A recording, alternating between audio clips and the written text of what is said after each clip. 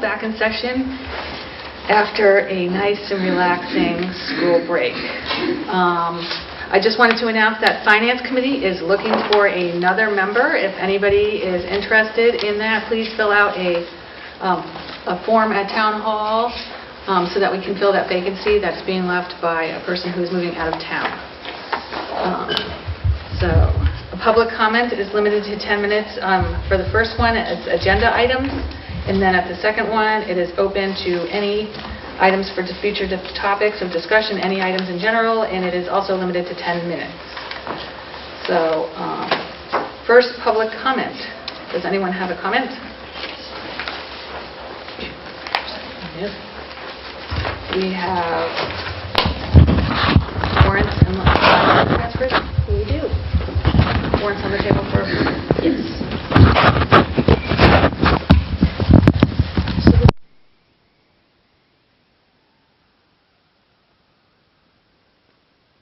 Are you seeing it in the screen? This one's request for $10,000 to the electricity line to the capital improvement line. The purpose of this request is to fund the replacement for the school zone warning light that's on that part during one of the winter storms. It's not done. So it does need to be replaced. Sufficient funds are available in capital electricity line to cover the remaining electricity costs. The second line item transfer request is a request to transfer $1,554, again from the electricity line, to the water consumption line. The request is to ensure that sufficient funds are available for water consumption for the FY 19 year. Sufficient funds are available in the electricity line to cover the costs. Any questions? No? No? We'll take a motion. I'll make a motion to approve the line item transfers as outlined. I'll second that. All in favor? Aye. Okay. We have to approve minutes from regular session April 3rd, executive session April 3rd, and workshop session April 9th. Does anybody have any comments? Or were they all good to go for you guys? That's all. There were a couple of corrections that were already included, so, yeah. Yeah, I saw the red line version. Okay. Yes. Good with that. Yeah. So I'll make a motion to accept the minutes from April 3rd, 2019 regular session, April 3rd, 2019 executive session, and April 9th workshop session. I'll second. All in favor? Aye. Okay. Superintendent's report. Okay, so this evening, we had originally scheduled a meet and greet for our new primary school principal, Christina Gerton, but due to circumstances beyond her control, she was unable to be here this evening.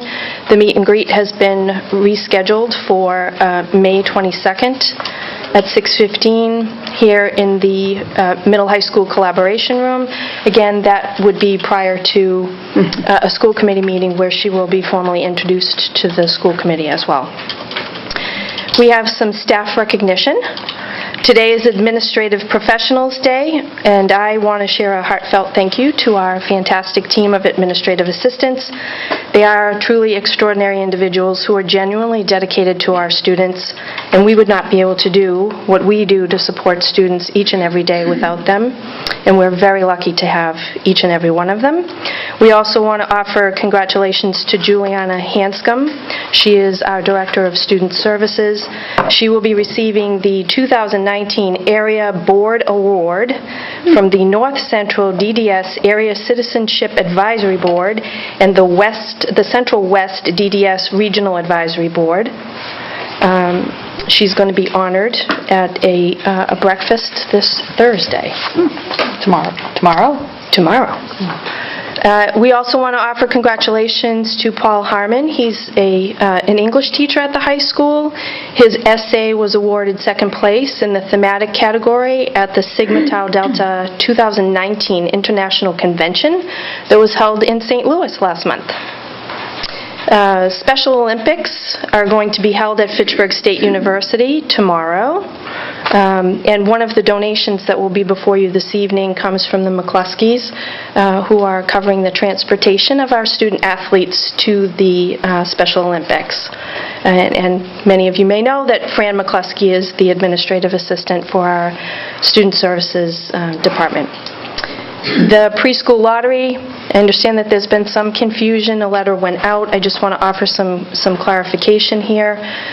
We have not eliminated a preschool program, but based on the language in the letter that went out, I can understand how this might have been misinterpreted by parents. At this point, we have accepted as many typical peers as possible to balance out that 50-50 target ratio of students with disabilities and typical peers that would be part of an integrated preschool program. It seemed that perhaps we weren't running a program and that perhaps there was an issue with budget or funding. That is not the case. We are holding a couple of seats open for that maximum cap of 15 in the classroom because historical data indicates that we will typically identify some additional students, and based on an identification as a special education student, then we would be required to accept them into the program. So we do hold a few seats in reserve for that scenario. To provide clarification, though, we will be sending out a follow-up letter to clarify any misunderstanding relative to the first letter that went out. I'll provide you an update on school choice. Seats were approved, 20 seats were approved for the incoming freshman class next year. 10 seats were approved for the incoming sophomore class for next year. To date, we have 9 applications for grade 9, and we have 1 application for grade 10. No lottery is needed since we did not exceed the number of seats that were available. All applicants will be notified, and we'll be looking to have a 2-week window for them to respond, confirming that they are, in fact, accepting the choice seat. And lastly, I just want to highlight one more time an upcoming community event. ROAR will be presenting Kate Duffy, Recovery Conversations, a bridge between me and you, 10 principles for family recovery, on April 30th here at the middle high school between 6:30 and 8 p.m. Now to the student reps report, we would also like to, I need a motion to move our student council trip report to be included in the student reps report and taken out of order. I'll make a motion to move the student council trip presentation to coincide with the student rep report. Okay. I'll second. All in favor? Aye. Okay. Eliza? Me first? Yeah, you first. All right. So the second annual Mother and Son Dance for grades K through 5 is on Saturday, May 11th. It will be at the Great Wolf Lodge Ballroom, and tickets are $14 per person. Settlers Crossing in Lunenburg is putting together a high school summer league for all male and female 7th through 12th grade golfers at area high schools. It begins Saturday, May 4th, and ends Saturday, August 17th. The golf takes place every Saturday at 3 p.m., and you can find more information on the Lunenburg Public Schools website. Tomorrow is the middle school honor roll breakfast. There will be a middle school chorus concert May 23rd from 6 to 7 and a band concert from 7:30 to 8:30. At the high school, the National Honor Society Blood Drive is May 1st. Annie Jr., the musical, will be performed on May 10th and 11th. Shows begin at 10 p.m. and tickets are $10. Penny Wars began this week at the high school and runs into next week. World Hunger Task Force put together an amazing video to present to the school to kick off fundraising.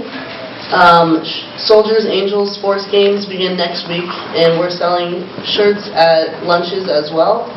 And then prom tickets are on sale and will be sold at lunches, and prom is May 18th at the Colonial Inn.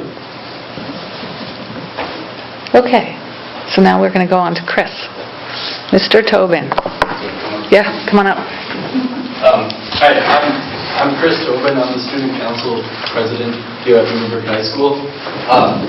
In early March, we took a trip, the student council, some members, to Hyannis for the MASC statewide conference. I just wanted to share that in a brief presentation. So the presentation It's all the way over there. difficult to see. Also, don't mind these black boxes, technical difficulties. So first, I'd just like to start off by saying what MASC is. It's a 3-day statewide conference down in Hyannis at the Cape in early March. There's over 1,000 student council representatives from around the state at this conference, so it's a very large conference. And like the student council here at Lunenburg, it's mainly student-led, this conference, so there's a president, vice president of the entire thing that run the whole thing. And it's just a really enthusiastic environment where that just wears off on everyone, and everyone is just very excited to be there. So this year we were able to bring 7 people from, 7 student leaders from the high school. There was 1 senior, me, 3 juniors, and 3 sophomores. This was a good turnout, even though it's 7, because last year we got only 4 people.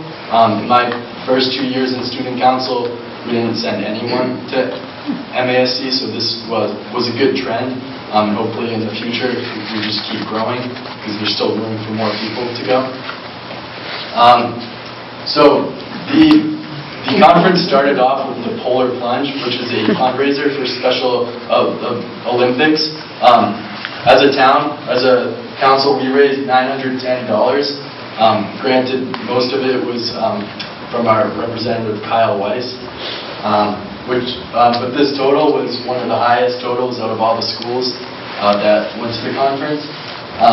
So what the Polar Plunge is, you have over 1,000 student council representatives from around the state running into the ocean in the middle of the winter, or the end of the winter. And this year it was a record cold, but all of us went in and kick-started the conference off. So there's some good pictures here that really show just how cold it was. Got snow under your feet, right? Yes, there's snow on the ground. It was windy as well. There was some more pictures.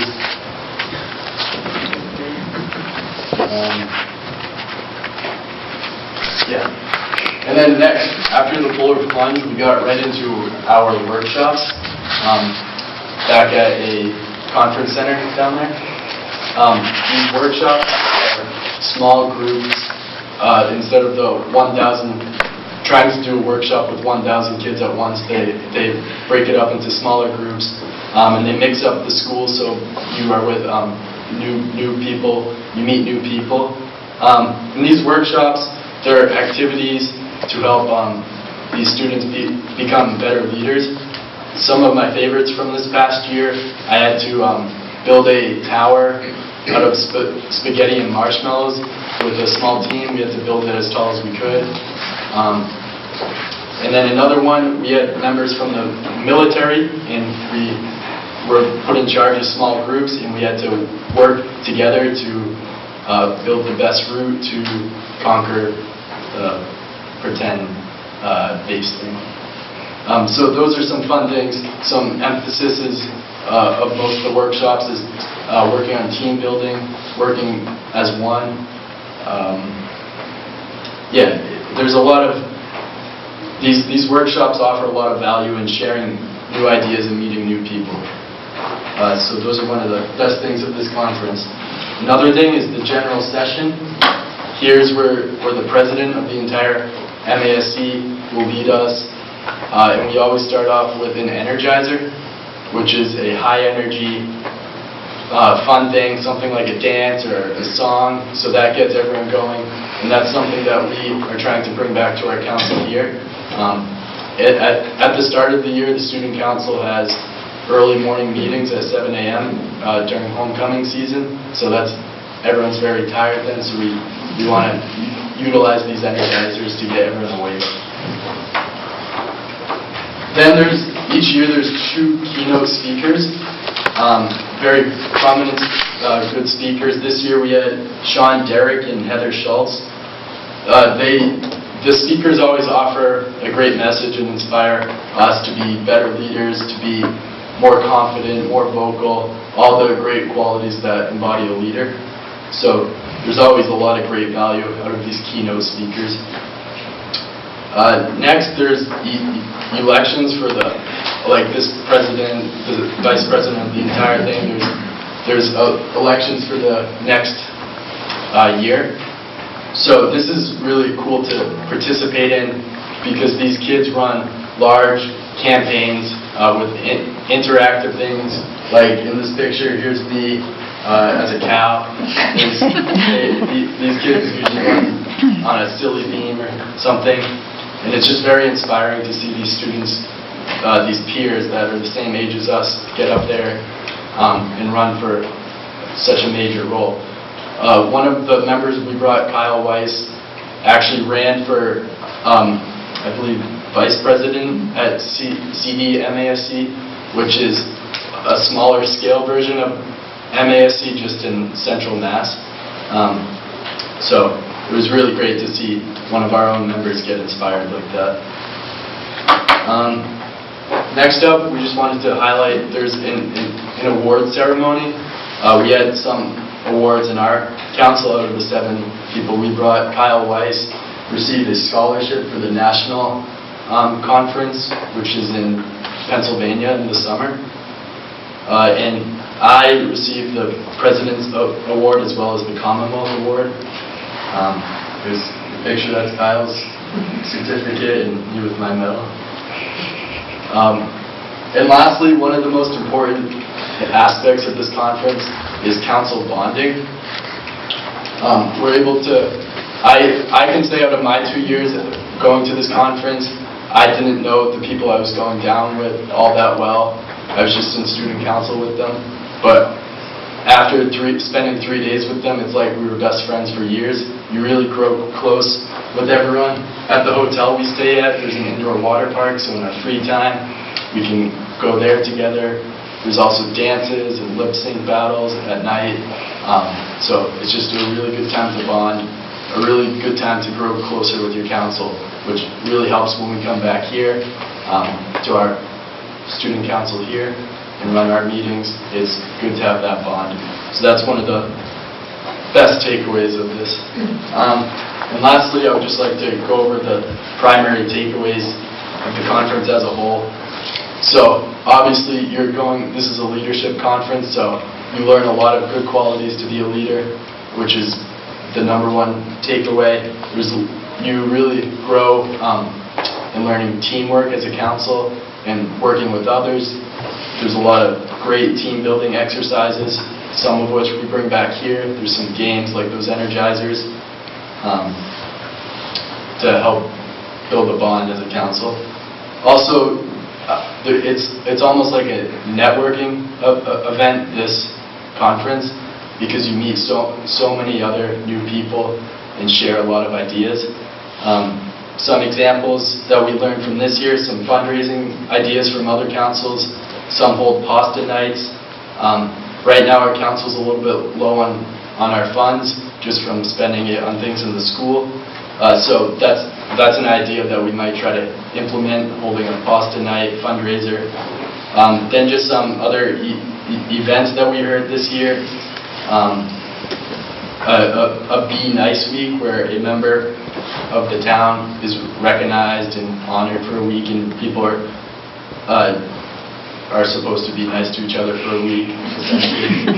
And then another thing is a night where we hold games for kids to play. Just a good idea for the town. And also a great thing I sort of mentioned already of the conference is it offers a much larger perspective than just our small town of Lunenburg. We meet so many other students, so it's great to get multiple points of view. That's basically it. Just something for the future. We would like more people to go to this conference because it really is very inspiring and it's a great opportunity for us. However, it is very expensive. That's one of the reasons more people don't go. It was $425 for us. So we would love to look into possibly financial aid for students who need it in the future.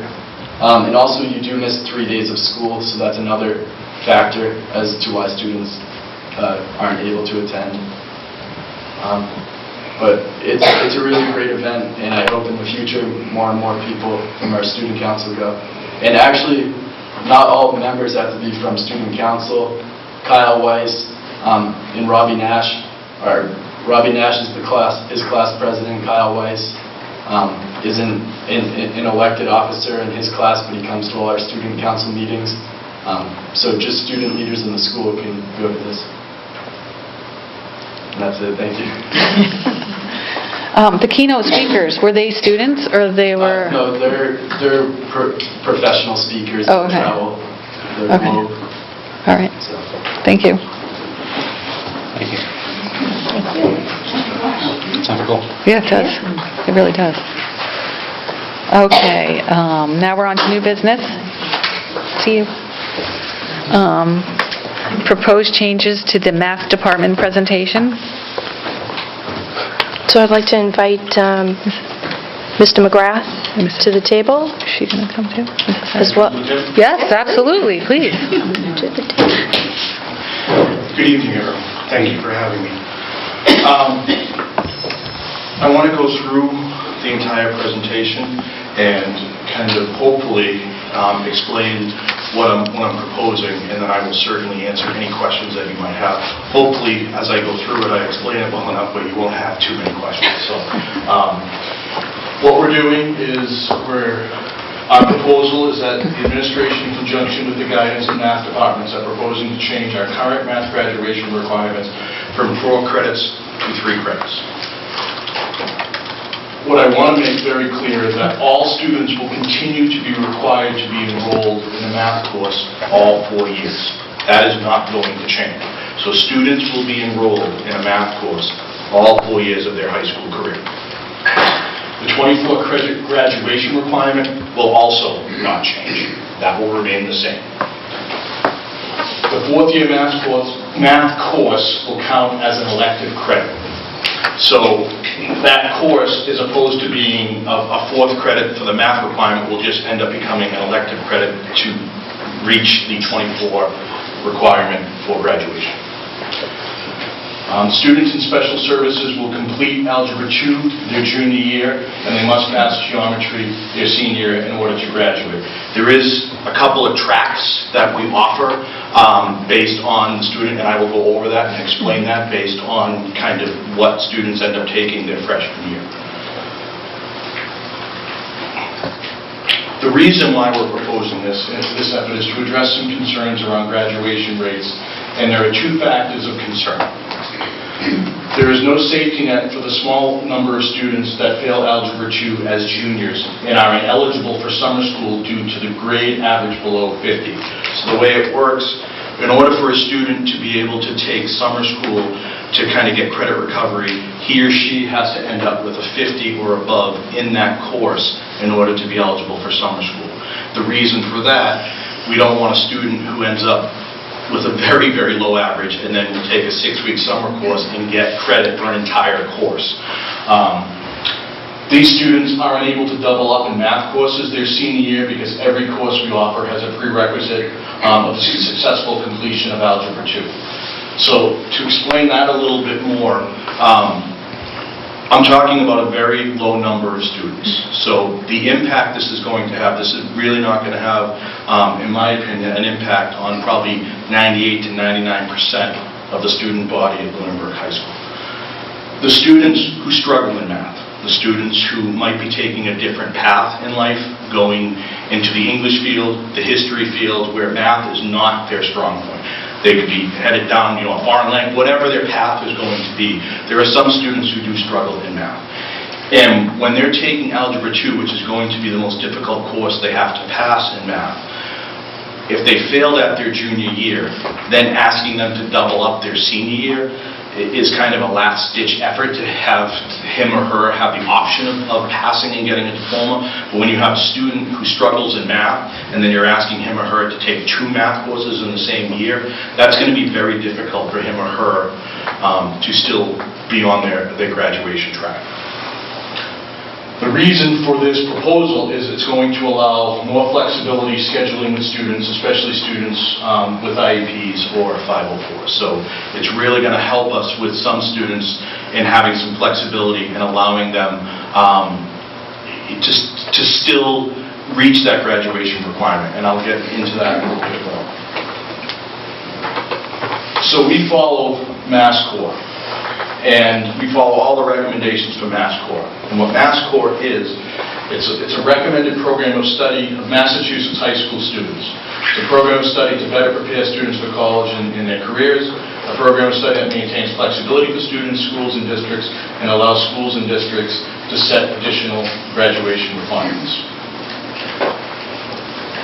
Why was MassCore developed? To increase the likelihood that high school graduates meet the admission requirements for the Commonwealth of four-year college and universities in Massachusetts, and to improve the chances of admission to private schools. Now, all state schools are going to require 4 years of math. Okay, that's standard.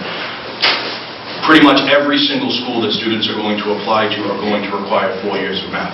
That is exactly why we're still going to require 4 years of math, that a student is enrolled in 4 years of math while they attend Lunenburg High School. The MassCore recommendations, the way their recommendations state, you have to pass algebra, geometry, and algebra 2. Those are the classes that you have to pass in order to be what MassCore recommends, and that is exactly what we're still going to be asking our students to pass. So in our handbook, we are going to state that 3 of the required courses that you have to pass are going to be algebra, geometry, and algebra 2 in order to receive a diploma from Lunenburg High School. That 4th class can be some numerous options. It can be pre-calc, it can be calculus, it can be AP Calc. Can be advanced mathematical decision-making. They will have an option, and that will be an elective credit. But the 3 classes that a student has to pass in order to graduate from Lunenburg High School will be Algebra 1, Geometry, and Algebra 2. All students are recommended to take a math course their senior year. We currently have a 4-year math requirement, and here are the graduation kind of tracks that most students will take. So the first option is the students more than likely are either on an IEP or are special education students. They don't necessarily have to be a special education student, but it's the Algebra 1A and Algebra 1B, which is the algebra course kind of broken up into 2 years. So it slows it down for that student who does struggle in math, and they get a much stronger base so that when they go into Algebra 2, which is going to be their most difficult course, they have a much stronger base to be able to handle the algebra that they're going to have to deal with in Algebra 2.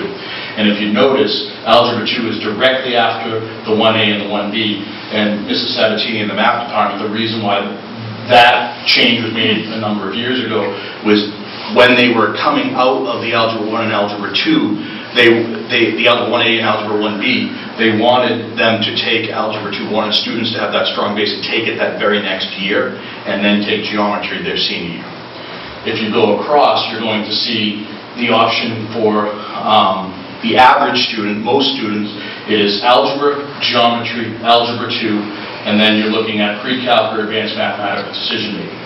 This is kind of the column where I am trying to help support some of those students. Some of those students who are taking Algebra 2 their junior year, and we're looking at about roughly maybe 4 or 5 students, give or take, on the year who struggle with Algebra 2. And those students, when they don't pass Algebra 2 and they end up getting below a 50, they're going to have very few options to try to graduate. And because it's such a low number of students, to offer a class that doesn't have a prerequisite, most of the classes you talk about, when you talk about pre-calc, you talk about advanced mathematical decision-making, you talk about an intro to statistics, or any of the math classes, they are going to have a prerequisite of asking for Algebra 2 to be completed. So the difficulty with that is if a student fails Algebra 2, if the classes we're offering is a prerequisite, so a student could fail 1 class junior year, and theoretically, unless I waive that prerequisite, they're not going to be able to double up and graduate the following year because of one class failure. So that's a very difficult situation and a very difficult position for myself to be in and have discussions with families over one class, especially if it's a student who is doing well in all their other classes and they just struggle in math. So with this proposal, they would then be able to take Algebra 2 their senior year again, and that would be the one class they would take, and if they passed it, then they would be able to graduate, because they would be taking a math class every single year, as opposed to having them have to double up to reach that requirement.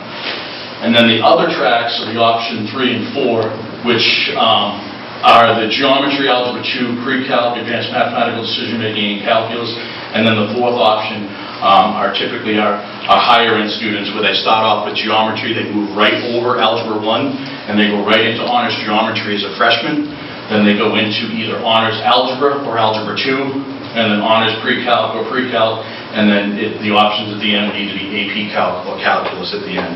That's pretty much our honors track for some of our higher-end engineers and math students.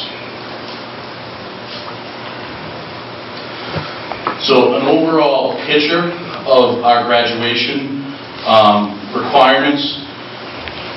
The left-hand column, that is going to be, if the proposal goes through, everything's going to stay the same, except that math is going to become a 3-year graduation requirement, with in our handbook the requirement that they are going to be taking a math class all 4 years. So I would say, other than the students who are going to struggle in Algebra 2 and will be repeating Algebra 2 their senior year, 98 to 99% of students are going to be taking 4 different math classes through their high school career, because they will be enrolled in a math class every single year. It's just the students who do not pass Algebra 2 and get below a 50, they'll be able to take Algebra 2 again their senior year, and that will count as a math course for 4 years. They're just repeating it. If they pass that, then they can graduate. And more than likely, these particular students that we are talking about, these particular students are probably, I never want to say never, I never want to put a student in a box, but more than likely these students are probably not going to be going into the mathematical field. It's probably a struggle for them. They might be gifted in the arts, and there's numerous other tracks they can have, but that's the student I'm really trying to, with this proposal, that's the student I'm kind of focusing on and really trying to help. It is a very small number, but I want to look at every student I have in my school and trying to help every student that I have. So that's kind of where this proposal is coming from, at the heart of it, for me, as the principal. So the language that will be added to the handbook, although students are required to earn 3 credits in math in order to meet the LHS graduation requirement, if you guys approve it, the requirement for all students will be to be enrolled in a math course during their final year of high school, which in essence all students will be required to take a math course all 4 years that they are here at Lunenburg High School. The math requirement for all Massachusetts state colleges and universities is 4-year, and if a 4-year private institution is 4 credits, as outlined on the previous chart. So that is something that is certainly going to be language in our handbook. It's certainly something that all our guidance team is going to be talking to students, that if you are looking to go on to some type of 4-year university, you are going to need to be taking 4 years of math, and if you are going into the engineering or the science field or fields that are going to need math, stretching yourself and taking some of the higher end classes is certainly going to be in your best interest if you're going for some of the more competitive schools. So that is something that when our guidance team sits down with all of our students, they are going to be having that discussion, so students are very aware of that the expectations that you are going to be in a competitive market, and you should be taking 4 years, whether it be pre-calc your senior year or calculus or some type of class that will challenge you. What I did is I wanted to talk to a bunch of schools in the area. So I talked to 15 different schools in the entire area. And out of the 15 schools I spoke to in the area, it was literally split in half. It was like 50-50. 8 of the schools have 4-year requirements for math. 7 of the schools have a 3-year requirement. Some are in the process of going before their school committee to go back from 3 to 4. Some are in the process right now of going from 4 to 3. It's kind of it's a fluid situation. So the neighboring school districts that are 3-year requirements are Oakmont is a 3-year requirement, Clinton is a 3-year requirement, Romfield Harvard is a 2-year requirement, Shrewsbury is 3 years, Murdoch is 3 years, Wachusett is 3 years, and Westboro is 3 years. So the other thing I wanted to do is get as much information from these schools and the fellow principals on what are some of the unintended consequences. Anytime you make a decision, you try to think it through as best you can, but what are some of the unintended consequences? What do you like about the 3-year requirement? What do you not like? What are the pros and cons? So in speaking with the surrounding principals and then talking with their math departments and their department heads, we at LHS are debating to go in from a 4-year. We've noticed, these were the questions I wanted to ask. Have you noticed any unintended consequences going from a 4-year to a 3-year requirement? Do seniors typically take a math course at your school? Do you have language around that in your handbook? What do you like, dislike about the 3-year requirement? And here are a lot of the responses. So Wachusett, the principal, talked to me, very much like the 3-year requirement, gives everyone more flexibility. 98% of the seniors take math. Some are making up a math credit from a course that failed earlier in their career, so very similar to what I was talking about. Feels that a 4-year requirement will hurt the lower-level math students and students that have an interest in other areas. So, for example, when you have a student who's struggling in math, that's not the path that he or she wants to take. Now they're, out of a 7-block schedule, they're taking 2 of those blocks and now having to double up their senior year. That's taking a class away from maybe an art class that they want to take, or another English class, or another elective, because now they're trying to double up to meet that graduation requirement, when in the future they're probably not going to head down a math track. So Oakmont's a little bit different. They're on a block schedule, so they can complete. Block scheduling is very, very different. You can complete courses a little bit sooner than you can in a traditional schedule. But most seniors take their senior year because of the state university requirement, considering making it a 4-year requirement, but not super sure on that. Would like to offer a personal finance course with enough math to qualify as a math credit. That's kind of offering a personal finance course is excellent, and it's something I would certainly support, but you have to make sure it has enough math in it by math course standards for it to be considered a math course and not an elective course. But certainly, I would be very supportive around that, and that would be something, if we have a 3-year requirement, maybe we could go with a few more electives in the math realm for something like that. That might be something we could do versus when you're tied in when you have 4-year requirements. So that could be an unintended consequence in a positive way, that we might be able to do some other elective math courses that students might find interesting and want to take. Use the word fun. Students must pass 3 years of math classes. This is Shrewsbury. Nearly 100% take 4 years. They like having the flexibility. Specific language has been added to the programs relating to taking 4 years. So that's what a lot of these schools I have found, is that they have language in their in their handbooks that say you do need to take 4 years of math while you attend this high school. Because that's what a lot of schools want to make sure that students are enrolled in a math course. Because it is so required if you want to move on to a 4-year university or college. So I want to make sure that if this proposal is accepted, that there is some type of language in the handbook that is saying you have to take 4 years of a math course. Clinton is a 3-year requirement. 100% take math their senior year. They might be revisiting it. So one thing, like I said, there are quite a few of the 8 schools that I polled that have the 4-year requirement. They're kind of doing the opposite, looking to maybe go to a 3-year requirement. So 2 of those schools are kind of looking to maybe go to a 4-year requirement. So it's kind of, like I said, it's a very fluid thing. But the main points I wanted to really hit tonight, so you would understand the reasoning behind this. This is so students who struggle will still have the option and not have to look elsewhere for their high school diploma. And it's a very small number, but those are some of the students that we've lost this year because they realized that doubling up was not going to be an option for them, or they doubled up their senior year and halfway through the ship kind of sunk because they just weren't able to keep up with the 2 math classes. So some of those students did move on because they weren't going to make it here. So that would be another, I think, positive. We'd be able to retain some of those students who struggle in math. I think that would be something I would love to be able to not lose those students. All students are going to be taking 4 years of math while they're here. So by no means do I think this is lowering the standards whatsoever. I would vehemently argue against that because all students are going to be required to take a math course. And for the most part, if this is accepted, it is going to have very little impact on the majority of students across the board.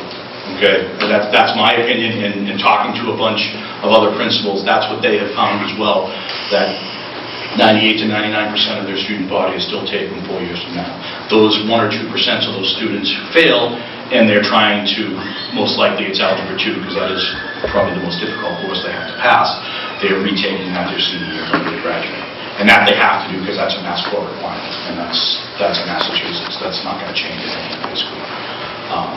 So I hope I've been able to explain it well enough where, if you have any questions, I'll be more than happy to answer any questions, but I hope you at least understand the thought process around it and what kind of the vision of this was for me when I was thinking about how to kind of service all the students in the school.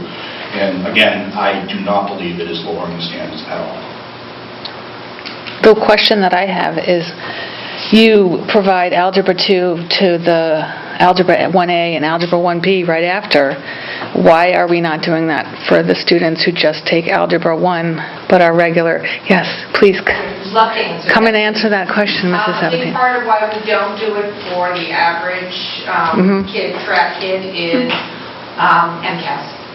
So what we're allowed to do in Algebra 1B is we devote a section of time to addressing the geometry that they'll see on the MCAS test. Okay. So we address it in that class so that they have the background, whereas the other kids are taking geometry in the same year that they were taking the MCAS. Okay. If we skipped it and we went right to Algebra 2 for them, then we would have to change our Algebra 2 course. Okay. Essentially. Yeah. Thank you. Thank you. No problem. Yeah. When did you envision seeing this put in place? I would love, to have it in place for next year if that's feasible. But that would be up to you as the committee on if you would need to think about this and if you have any questions or if you want to kind of come back to it. We haven't done handbook yet, so these change, you would have to approve handbooks, so there's still time to get all these revisions in the handbook. We are currently signing up for courses. We're going to be starting that this week, and I'm going to be opening up that actually tomorrow for students to start signing up. But I don't envision all students are going to be expected to take 4 years, so it's really not even going to have a change on signing up for courses. They're going to sign up for courses, and it's just going to change the graduation requirement from 4 to 3. But it's still required to take 4 years, so I don't really see much of an impact, even with signing up for courses, because they're still going to be signing up for 4 years of math. So I would love to put this in place for next year, because, like I said, those students that we lost who made choices to go to another school, I would like to not lose them again next year, because I'm probably going to have 3 or 4 students this year who struggle with Algebra 2, and they might be in that position where I might have to waive, whether they're trying to double up again, which they're not supposed to do. And it's a very difficult situation. And I don't want to be having conversations with families your junior year because you failed 1 class and you might not graduate over 1 class. That's a very difficult conversation to have with families. And I would imagine for a student who is struggling with math, doubling up on math would be It's got to be additional torture. stress. Absolutely. That is wholly unnecessary. Yeah. And the success rate is not very good. I can't imagine. And it's not very good. Thank you. I just have a couple of comments. First, that was a very thorough presentation. You definitely did your homework to find out what everybody else is doing and how everybody else is dealing with it. I just have a question about I understand why the 4 years, and I understand the Algebra 2 piece being the most difficult, for a lot of kids to pass. At some point, though, I really would like the idea of options for those kids who are going to be a hairdresser or are going into the service, or they don't need beyond Algebra 2. The kids that have passed that, they're really not going to use it practically in their life as much as I've tried to figure out how to use calculus when I taught first grade. I didn't come up with a good way to do it. So some people just don't need that in their lives. So I started looking around like at virtual high school, and I didn't see a lot of good options there. I saw something about number theory that didn't look horrible, but probably is just as intimidating to those particular kids. But I would encourage at some point something like the personal finance or some other kind of elective for those kids that don't want to plow through, that just want to be an art major, and if it can work with the school, with the college requirement, or those kids that aren't going to college, the kids that aren't passing Algebra 2 probably aren't. So to find a good option for them. We will have more that will work for flexibility them. if we only have a 3-credit requirement. Yes. Because once it becomes an elective credit for that 4th year, we can have a little bit more flexibility. I think the biggest concern for the math department is making sure that... Yeah, go ahead. Come on. Yeah, Staff. well, staff is Okay. one thing, Yeah. but also Yeah. you have to have an elective that has enough math in it to be Sure. considered a math Meaty enough. course. Yeah. Because those students who are going on to a 4-year university, they are certainly going to be looking at, what type of math you're taking. And that, it better be a statistics class or a pre-calc or, a calculus class, if they're going for a competitive university. Right. But those I other agree with you kids wholeheartedly. Those need students who something. are not, that is one of the reasons why, Yeah. that's where this came from, for me, really, just to give a little bit of a safety net for some of those students who struggle. That way, they have a second shot at Algebra 2. And sometimes when you see something a second time, maybe with a different teacher, Oh, sure. it might click. But once you put another math class on top of him or her, it's a recipe, in my opinion, for disaster. I don't see them, the success rate is just not there. It's just too much math for a student who struggles at math. Right. I also know that we had discussed this at the high school advisory, and although we didn't take a vote on it, I believe the sense was positive in going this direction.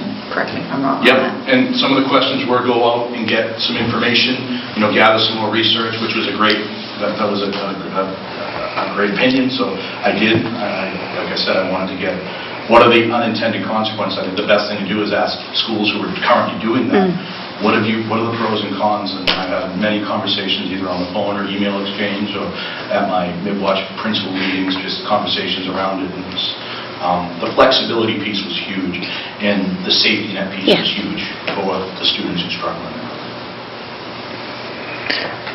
Are there any other questions? I feel like we could vote on this I think this we could. evening. Yes, I don't see why not. So I'll take a motion. I will move that we accept the changes to graduation requirements for the high school math to 3 credits as proposed. Second. All in favor? Aye. Okay, thank you so much Thank you. for your Thank you. presentation. Love having all that information. I know, that was good. Okay, now extended day proposed changes? So at this time, I'd like to invite our director of our extended day program, Mrs. Perry, and Mr. Cassidy to the table. Oh, her foot. Her foot. Her foot still. Does she have a PowerPoint too? No, there's no PowerPoint. Oh, I was going to say. I didn't think there was. Darn.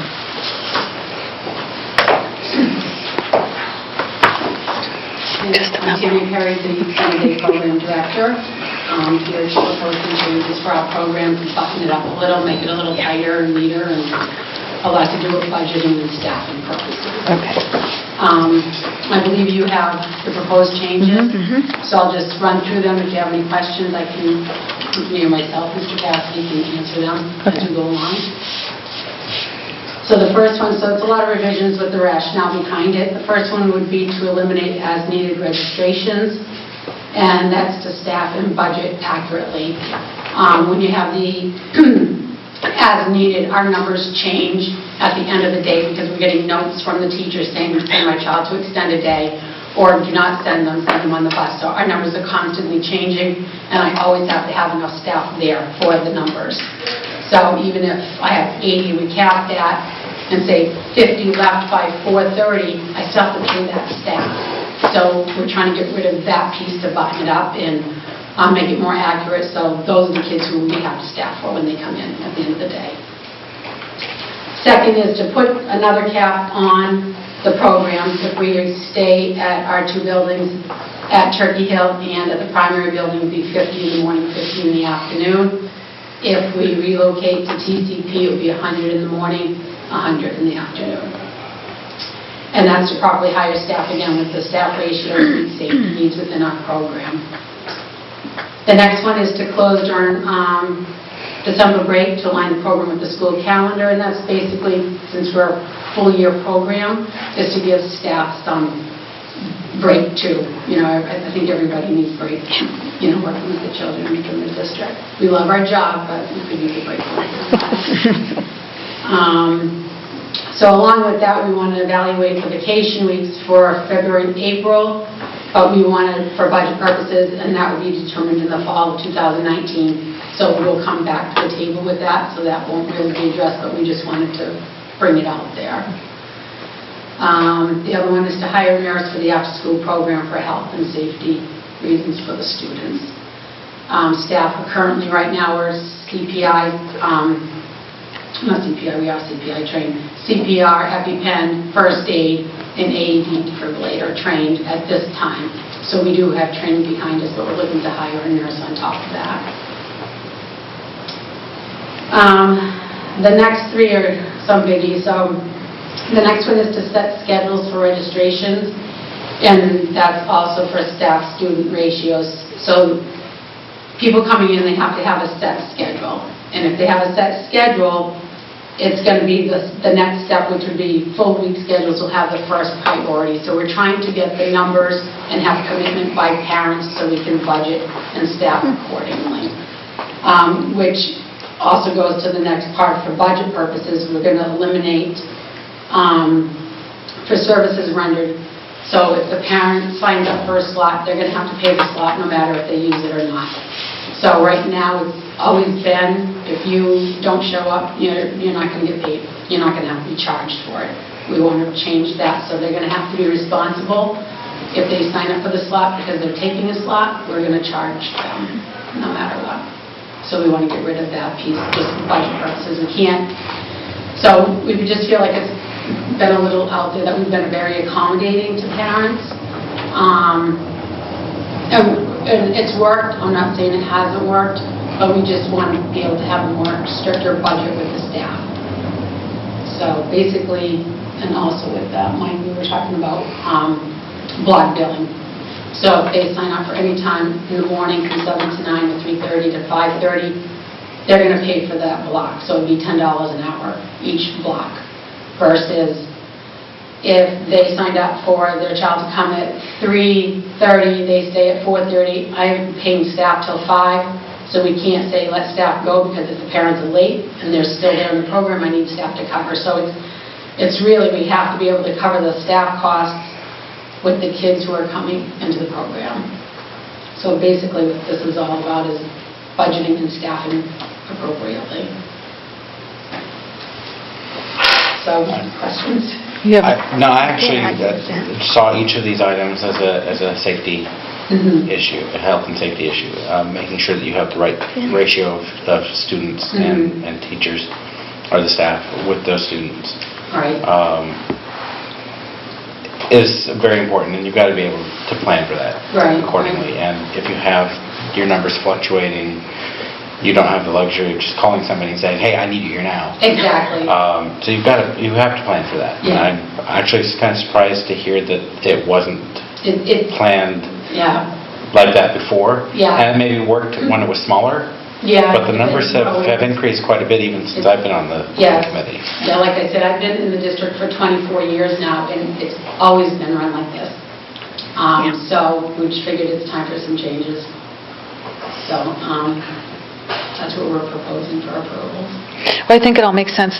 You have to cap the number, so you have to Yeah. make sure that people filling the numbers are actually going to use the Right. time. Right, because we do have kids that come to the program, and literally they're gone by 4 o'clock.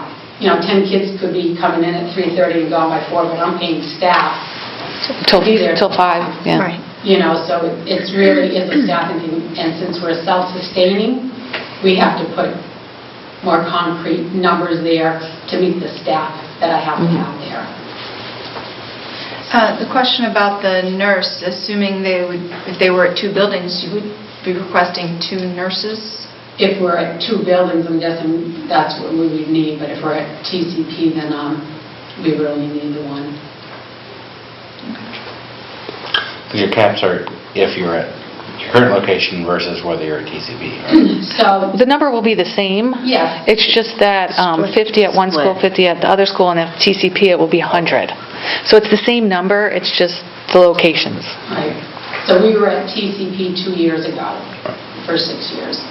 And the same thing, where our numbers were open. It was as needed registrations, we could have up to 120 kids there in the afternoon plus. So I have to make sure I have staff on board, so now we're looking to make it a little stricter, putting a cap. Parents who really need to use the program are the parents who are going to sign up for those available slots.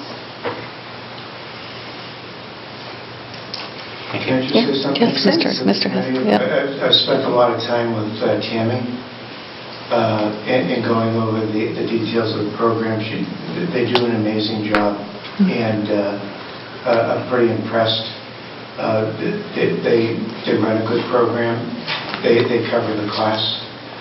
We do have some additional costs with the nurses coming up. So having that block in a constant revenue stream is really going to allow us to incur those additional costs. So, Plus, we're also a self-sustaining program, so we need the revenue to come in to cover our costs to put back into the program for the children, supplies and stuff.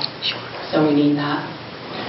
and I think for kids' sake, having a stable staff on a regular basis is going to provide a little stability with the work that they do, and I think it'll help you out a bit too. Yeah, more accurate. Do we need to I would suggest that you approve them? approve the changes, and then Tammy can take these changes and incorporate them into a revised handbook, and then the handbook with those revisions would come back before you. If you go ahead and approve these recommendations this evening, we will begin working immediately to put together a communication to send out to parents so that they're aware of these changes rather than waiting until a handbook is approved and whatnot. Okay. So that they have, time to plan accordingly. And it's the time for the set schedule for registrations. So if we approve this, do you have a time frame that you're thinking for next year's registrations to come in? Are you going to open up a registration like kindergarten does?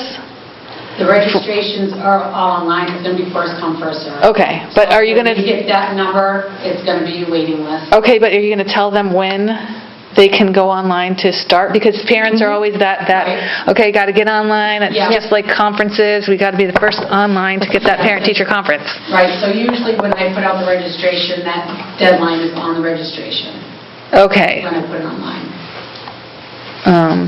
But certainly, we can push out Okay. a district-wide When it communication to opens. parents when it opens. Because I want people to have ample opportunity Yeah. to get online and register. Yeah, and I don't know Okay. where we're going to be. I don't know if we have an answer for that yet, so. I think at this point, the thinking is 100 students if we move to TCP, we'd be looking at 4 classrooms. There would be a rent associated with the 4 classrooms. There may be some additional, there definitely will be some additional bus-related costs to having all of the students back at TCP. We've taken a look at all of those factors as well, and we believe still that even with the cap, we should be able to accommodate all of that. You have to understand that currently, being housed in 2 different locations, you have 2 different site coordinators that you're paying, you have staffing for both locations. There should be a reduced number of overall staff if we're back in 1 location. So there'll be some staffing savings there as well. But at this point, again, because TCP is not a school building, we just would have to get a final approval from the town manager, although there have been initial conversations, and she has indicated that she would be absolutely amenable to having the program back in TCP. Okay. What is the staff-to-student ratio? It all depends on what age group. Okay. Pre-K is 1 to 8. Primary school is 1 to 10, 12, and Turkey Hill is 1 to 12 to 14. Okay. The benefit, too, to being back at TCP is that you would have 4 distinct classrooms that could have different kinds of activities. For some students that need some quiet time at the end of the day, there could be a space designed for that. Currently, at the school locations, they are housed in the cafeteria and the gymnasium, and you're talking about large numbers of kids. It provides more flexibility for programming that would be appropriate to meet the needs of the students who are part of the program. And it gives the kids more structure. Instead of getting into trouble because you're in a large, wide open space, they're going to have more things to do than versus toys on a cart. You know, it's challenging to be in a cafeteria. Oh, yeah. Right. And again, we're going to maintain high standards for the training for the staff, in addition to having a nurse Yes, yeah. on staff as well. Okay. Are there any other questions? No, Okay. no. So I feel we have all the questions answered, and we could move forward with this, Yes. these changes, and approve this, so that we can get the information out to the parents as soon as possible. Okay. So I'll take a motion. I'll make a motion to approve the proposed extended day changes as outlined. I'll second. All in favor? Aye. Aye. Okay, thank you so much. Thank you very much. Donations.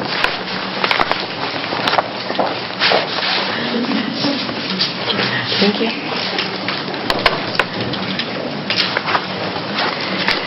So we have a few donations this evening. One I already referenced in the superintendent report earlier. Rick McCluskey, husband of Fran McCluskey, they have offered a gift of $400 to cover the cost of the Special Olympic bus to transport our Lunenburg Public School athletes to the competition. We have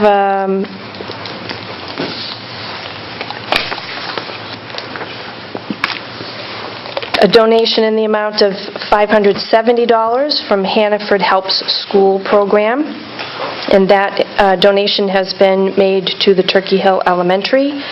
That amount would be deposited into the gift account for Turkey Hill Elementary.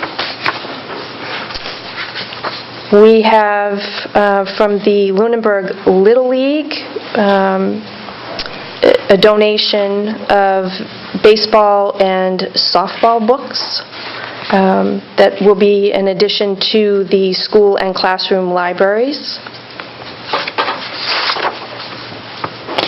And I would recommend that we accept all of these donations. I can make agree. I can make a motion that we accept these donations gratefully and thank these people for helping our students. And absolutely, I will second that. All of us are in favor, I assume? Aye. Thank you for those. Okay. Discussion, facilities update. I'm assuming that's Mr. Londa. There he is. Good evening. What I wanted to do was kind of give you a feel of what's really happened with the maintenance efforts at schools since the start of the new calendar year, and kind of give you where I see us ending this fiscal year. I did put together a 4-paragraph document. I don't know if you've seen that. Oh, we have it. We have that, where we are on that. So, in that document, I talked about a weatherization project that we were funded for through a Green Communities grant. That was completed over the February break, and it was essentially, looking at windows and trying to get gasketing on windows that are in classrooms, as well as some of the admin and the hallways. There was some insulation done, and that was all done by a company, Boston Energy Retrofit. And it was a $17,379 project. It was covered by, bulk of it was covered by the Green Communities grant that we got at the end of last fiscal year, and a $2,550 National Grid energy incentive that was also that we were able to get. So that project is complete. That was one of the 2 bigger projects that we were expecting to do this fiscal year. The second one was a lighting project for Turkey Hill, and this is all total is about a $51,000 project is what we've committed to so far. We had $36,500 of Green Communities grant funds, and then we also were able to get Unitil to put $14,500 against the project as well. That project is ongoing. It is replacing or changing all of our classroom lighting from fluorescent to LED. It is not a change of lighting fixtures, so we still have the original 1969 lighting fixtures, but they now have LED tubes in them. And so all the classroom work is for the most part complete. There are a few little things that still have to be done, but for the most part, all the classrooms are working on the LED tubes now. Last week, the contractor that's doing the project, Dubois Electric, he was putting in the high bay lights in the gymnasium and the mini gym, and he completed that last week. And this week he's working his way through the cafeteria, and we'll either be done today or tomorrow with the cafeteria. He still has quite a bit more to go. I would estimate he's about 70% complete, but we should have him done by mid-May at the latest, and be done with that project. I mentioned also in that report that we were working on the asbestos management plan. So there's 2 things we're doing there. We were doing our 3-year reinspection. ATC Group was our asbestos planner and monitor, and so they came through last week, did inspections, the previous week, and went through, did inspections of Turkey Hill, and we also had them do Passios as well. So those schools will get a formal report that becomes a part of their HERA record. I know we're going to probably have some items identified in the Passios that need to be taken care of. Mostly it's floor tiles that are coming loose. It should not be a lot of work, but it is something. And Turkey Hill, our ongoing work at Turkey Hill on asbestos abatement with the spray-on that's above the ceilings, spray-on fireproofing above the ceilings, and the flooring. That will continue to work on taking care of some of the issues that are being found. So I'm not expecting a big list, other than the large project that we have proposed and is awaiting funding in this coming year's capital plan. So to prepare for that, we have hired Ames, Leining & Smith, who's an architectural firm out of Ashby. We have worked with them for a number of years to help develop those projects. They have developed this project for this coming summer. It would be for removal of the spray-on fireproofing above the ceiling on the second floor hallway, the second stairwell, and we will have the classroom 102 as an alternate, with the idea hopefully we'll get all of that taken care of. But that project has been designed, and we put it out for bid. It's out for bid for now, and we expect to have bid results coming up on April 30th. And I just want to explain a little bit about why we do that. So, the funding for the project itself is not been made yet. That appropriation hopefully will come on the town meeting. We've asked for $162,000, which is what we need to be able to make this project go forward. The time, we really start this almost in February to get to the point where we'll have bids in April. And that's so that when we do get an appropriation, we are able to take that appropriation and move it into a contract, and then to allow time for the contractor to get all those permits in place, to make all the required notifications, to be able to mobilize the site so that they're there after school lets out. And so while it's a little unusual that we're moving a project forward, honestly, I don't think that we would be doing this project next year if we didn't really take a very proactive stance on designing it and getting it out for bid. Because as I said, it's very linear in how it has to go forward, and we just really don't have enough time to design it after the appropriation is made, and then to be able to award it, bid it, award it, and get the contractor in and have all that work go on that's required to get this, and then be able to open school at the end of August. So that's why we do that. It's a little unusual, but I know we're not committing large sums of money to be able to do this. The architect's fee is roughly around $6,000, and that includes all aspects of this, both the design preparation, which is occurring now, or has already occurred, the bidding process, which is ongoing, and then construction management, which is to follow. So, I think it's money well spent to get us prepped so that the project can move forward in a timely way once the appropriation is made. I mentioned also in my note about a pump repair. That pump repair has been completed, so all of our pumps for heating are back online. The things that are coming up, or that we are currently involved in, so we're completing the last of the cleanup from the winter. Essentially getting sand picked back up off sidewalks and roadways.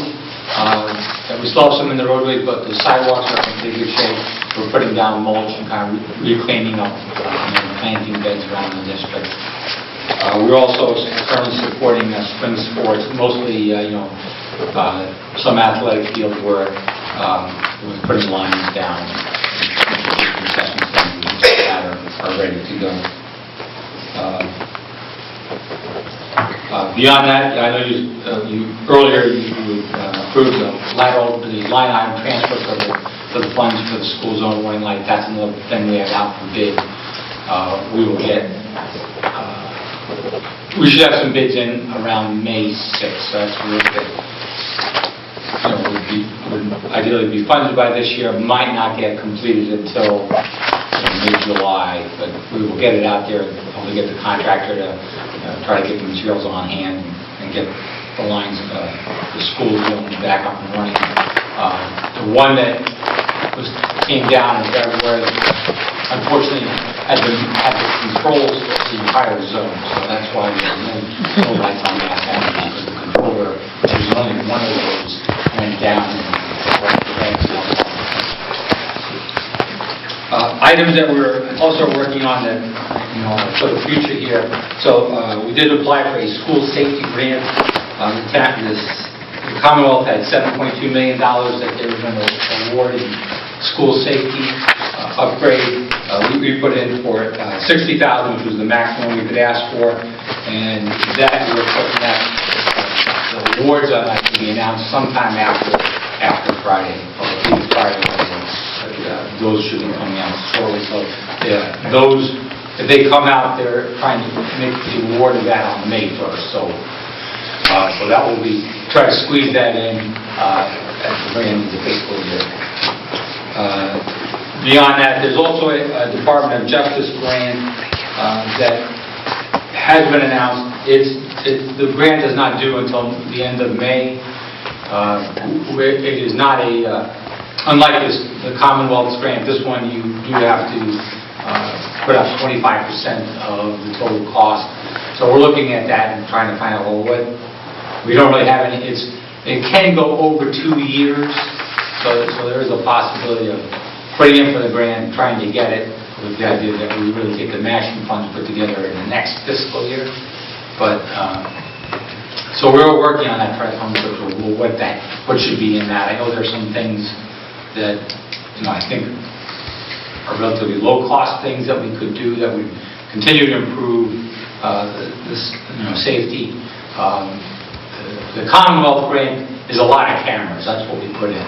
Additional cameras for Turkey Hill, for the primary school, and for this school. And I think for, the second grant, if we're able to move that one forward, I would probably look for a couple more cameras for a couple of strategic locations here in the parking lots, and then some signage that we still need for marking classrooms at the primary school and Turkey Hill.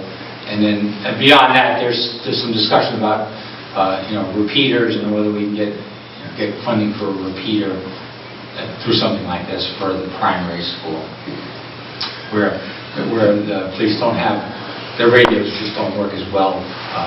In this school, we have a repeater, and I guess we get some benefit maybe over Turkey Hill from what we've installed here, but primary doesn't get any benefit from that. So we have those as things we're looking forward to. And then the remainder of the year really is going to be prepping for summer work. We still have to go back and do water testing on a third of our water sources for drinking. We did 100% last year. We're committed to do a third of that this year, and so we haven't yet determined what vendor we're using, but that will be something in the next 30 days. We'll identify a vendor, and then likely before school is out, we will do the testing. We definitely want to have it done while school is in session. And I think that's kind of the state of where we are right now. So, some good things to look forward to for safety improvement should we get these grants. Preparation for the summer and getting through the one large-scale project that we have on the capital plan. That's what I wanted to talk about. Is this the last phase? Just, I can't remember. So it isn't the last phase. It's the last big phase. Right. Okay. So we're not talking about that. There's no asbestos in Turkey Hill after this. But it's the last big part of the last big one. $1 million Go back project. down. We have 2 classrooms on the first floor that haven't been done. Classroom 113. And classroom 114. Both are very large classrooms. They're at the end of the building, and so they actually have a couple of beams, as opposed to most classrooms have a single beam one side. There we have really 3 sides of the beam in the art room and probably just one in the. But those rooms have not been done.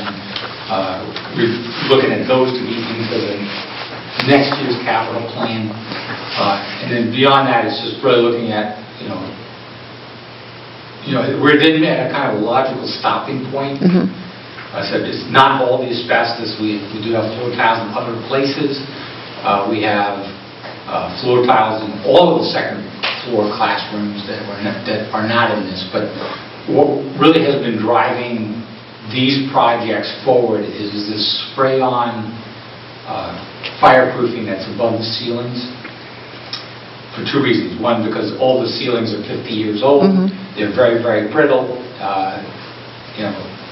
We were hard-pressed to put them back together if they break, or if for some reason you should need to get above the ceiling.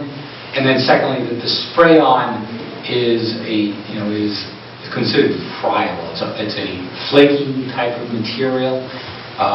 So if anything hit it, it's coming loose. It's not like floor tiles where pretty much we walk on them all day long. They're there as long as we keep finish on the floor. The asbestos is there. It's contained. So that friable asbestos is what was driving us to go do the work that we're doing. Again, it says getting some benefits from it from an appearance standpoint because we're replacing ceilings and also flooring, and that's giving us some newer looking spaces. But while the asbestos on the floors that are not in next year's plan are in the capital plan, further down the road. Okay. That's a decision about, for the most part, it's a decision about how fast or what we'd like to do with the appearance of the building. And so I think changing out the flooring we will have taken out the worst issues with the flooring by dealing with the corridors. But as I said, the appearance of the floors definitely look better after they've been changed out. But not as critical that the friable asbestos that was driving this. So I think next year, we'll come in with one final plan, which will pick up those two classrooms, and then I think there's some other things that I've been looking at that maybe need to get into the capital plan For next year? Having to do with fire alarms and things like that. Okay. But we're working through, what are the proper solutions are for like the primary school fire alarm system. It's been a bit of a problem, but we've managed to make some progress on it this year. But I think that starts to come into something we have to deal with on the capital plan for next year's. So I see some minor changes, but the plan that we have is solid enough. But I do see some tweaks in it.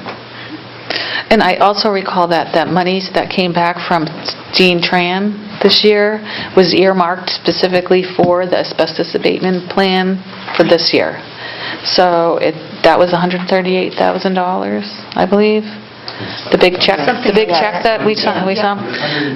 And then so the difference is in the capital plan, I believe, because that was definitely earmarked for the asbestos abatement for this year's project. So we should be okay with that moving forward. No. So, okay, does anybody have any questions for Mr. Londa? No? Some thanks for looking at those alternative funding and grant sources, continually looking for that's really appreciated. Yeah, thank you. Absolutely. Thank you. Thank you. Okay, so old business, the Fund Our Future resolution that we worked on in our workshop that we are going to sign. Would anyone like to read it out loud? Fancy version. Fancy version. Okay, who would like to read the fancy version? Do you want to read the fancy version? You got it? Oh, it's fancy, all right. Oh, yeah. Oh, my. It's very fancy. I hate holding this up, showing signatures that aren't there yet. No, they're not. So we did have a workshop a few weeks ago to come up with this, and stated today. So we, the undersigned members of the Lunenburg School Committee, proclaim the following in support of full funding for our public schools. Whereas public schools available to all students without exception are foundational to our democracy and are required by the state constitution, and whereas all of our students, no matter where they live, deserve high-quality public schools that teach the whole child and provide them with a rich school experience that addresses their academic, social, and emotional needs.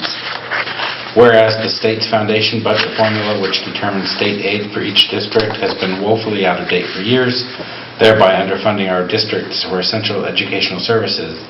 And whereas Lunenburg Public Schools are facing a reduction of staff and services due to the lack of proper funding through the current foundation budget formula, and whereas an updated foundation budget formula would bring Lunenburg much-needed additional state aid each year, allowing this district to move closer to providing all students with the education to which they are entitled as residents of the Commonwealth, and whereas the legislature failed to pass any foundation budget legislation in the last session, leaving districts, educators, and students without the funds necessary to support the schools our students deserve in every district in the state.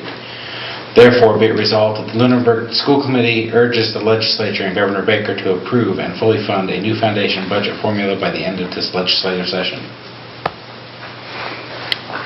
Excellent. So, I think ceremonially the chair should sign first. you want me to sign? I would think. I would think. A motion to sign. Yes, it's an action It's It's an action item. So, So, I move that we accept this resolution as read. By me. by you. By you. All in favor? Aye. And I urge you all to reach out to members of our legislation and ask them to change the foundation formula so that we can receive the funds that we need that are essential to educating the students of the town of Lunenburg. And this will be sent to the legislative committee The joint joint committee committee. on education and the governor. and the governor. And then copies will be sent to our representatives as well. And could we send a copy also to the Board of Selectmen and to FinCon, just so they know that we are And trying to get more and funds? LEA. LEA, yeah. Yep. Also and- posted publicly Is it so that public? if people Is it on did our reach website? out, so that if folks did want to A version reach of the out. signed Yes, will a be signed version. scanned and posted. And posted, okay. Great. And available to the press.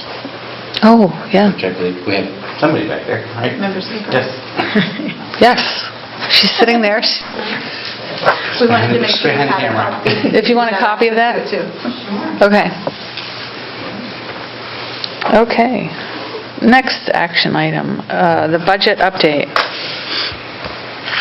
Okay, so I'd invite Mr. Cassidy to the table.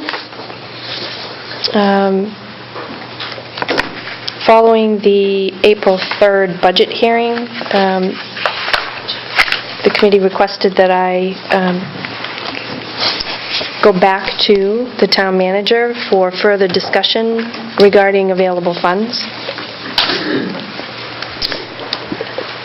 On April 10th, Mr. Cassidy and I met with the town manager, and we discussed several of the things that came up through the public comment as part of the public hearing on the budget. We discussed the tank replacement project, as that was one option for funds that might be transferred from the project to the schools. In conversation, honestly, a delay of that project could potentially lead to deterioration of the tanks, resulting in not only tank removal, but a hazardous waste cleanup should the tanks deteriorate to the point that they're leaking. Additionally, the cost would potentially double if you were to approach the removal of one tank and delay the removal of the second tank until a later time. So in terms of what's cost-effective, it really is not cost-effective to either delay that project or to take it in pieces. It's just really not in the best interest of the town. We also discussed the possibility of using the monies that are budgeted for free cash and the stabilization fund, and those monies are budgeted in accordance with Lunenburg Town financial policy, and that policy is available on the website. It's a certain percentage of the total town budget that is allocated for those areas of the budget. We then had some conversation about identifying the needs of the district and looking to phase in some of the staff needs that were identified back in December by the leadership team, and look at it as a multi-year approach to getting some of those identified positions into our budget. We also discussed the reality that at this point, enrollment is something that we cannot reliably predict. And while we may make a plan to phase in over multiple years those identified needed positions, like a curriculum director, like a coach for technology integration in the classroom, some of our additional coaching positions, etc., the needs might change. I might identify different needs for the very next budget cycle, depending on the needs of the students that present to us, as well as if we should see increased enrollment that dictates hiring additional classroom teachers or paraprofessionals to keep class sizes at a reasonable number. So the town manager fully understands that. We also discussed the notion that this particular budget for FY20 is tight. And we still have the unknown of enrollment. We don't know for sure what the enrollment numbers are going to look like through the summer months. She had indicated that if necessary, we could come to the town meeting in the fall.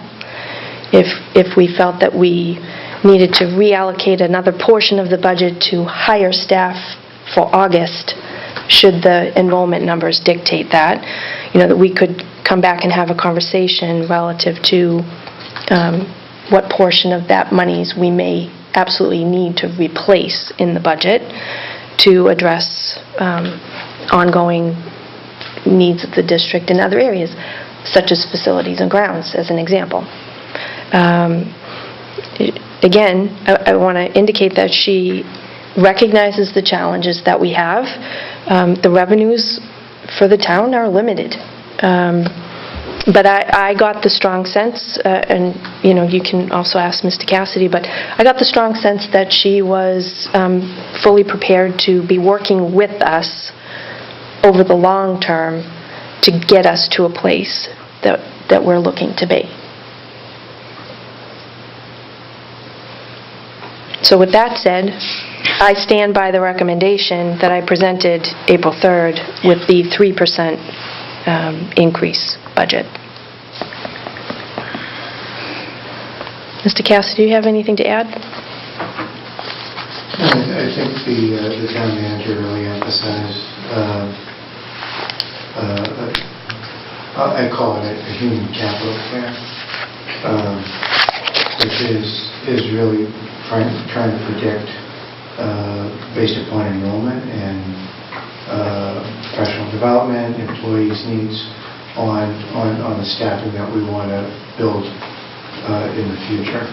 So she was really anxious to make sure that we work on that, and I think that it's new to the district, and it's certainly it's something that the superintendent and I will develop and present to the school committee for approval, knowing that enrollment can change in a year, and we'd have to go to a plan B within that plan.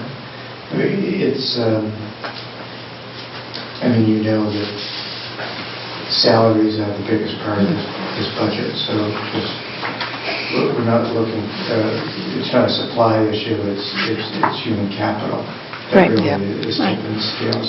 And we also, as part of the conversation, I had indicated that our expense lines, the non-personnel portions of the budget, are really lean, and essentially to maintain a level funding in those areas for next year is essentially a cut because costs go up for materials, and that we really could not sustain that level of expense funding really beyond this year, that we would expect that we would have to see some increases in those, perhaps not all lines, Right. but at least some of those lines would have to see increases next year.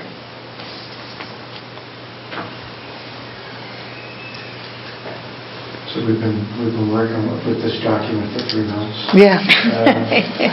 Yeah, I think it's longer than time to 3 move. months, actually. I think it's much longer. Put it to You know, bed. Yes. Generally, a business manager kind of is the only person that really deals with this, and it seems like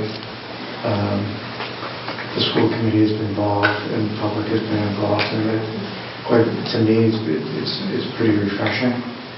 I mean, we've mentioned a number of times that the principals have been, are knee-deep in everything here.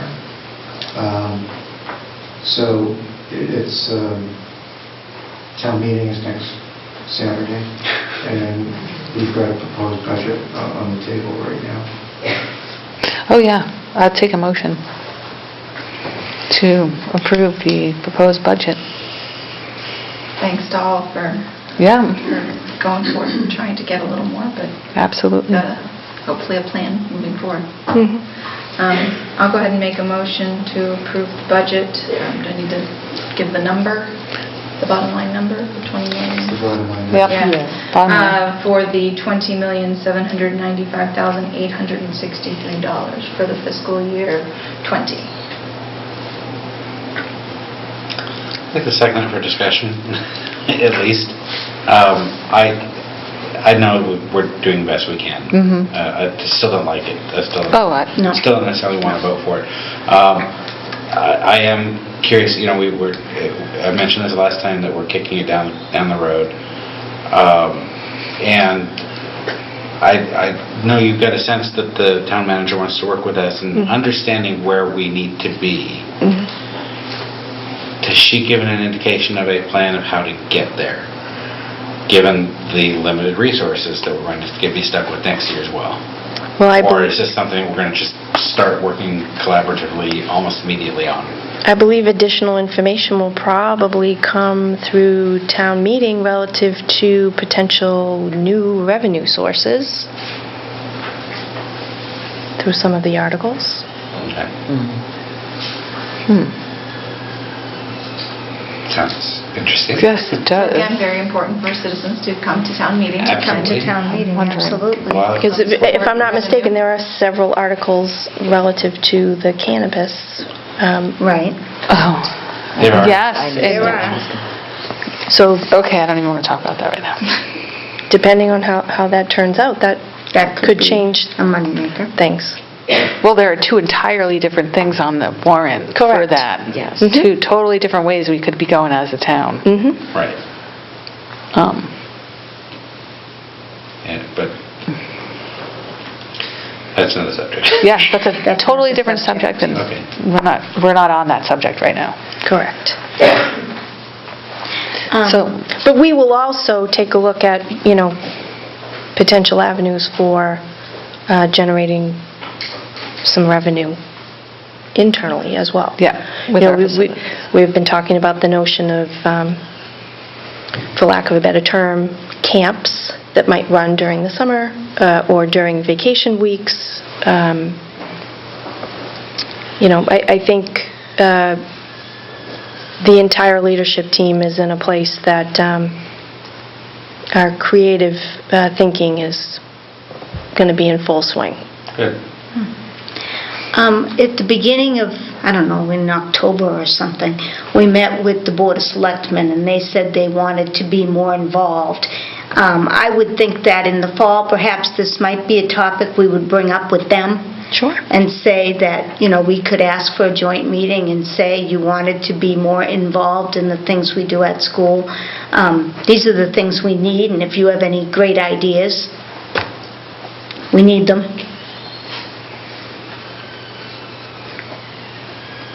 Agreed. Perhaps even sooner than the fall, quite Well, honestly. perhaps, yes. Because the fall, in many ways is too late. After the Maybe town meeting. election. Maybe Yeah. after the election. Because there'll be new selectmen. There will be at least And- two new Two new selectmen. And And we don't know what we don't know here. will happen here. Yep. Okay. So did you second that? I seconded for a purpose of discussion, so yes, Yes. it was seconded. Okay. Are we ready to move forward with the vote? Mr. Cassidy, do you want to call a roll call vote? We're going to have to. Oh, a roll call vote? Yep. Is that because I indicated I wasn't happy? No, I think that this is an important vote that should be recorded. Okay. Understood with that.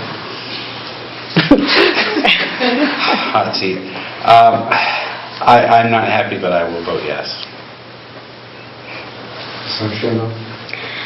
I would For echo all- Jim's sentiment, but at this point, we have to vote yes, I feel. We've exhausted. Yeah, we've exhausted what we can do now.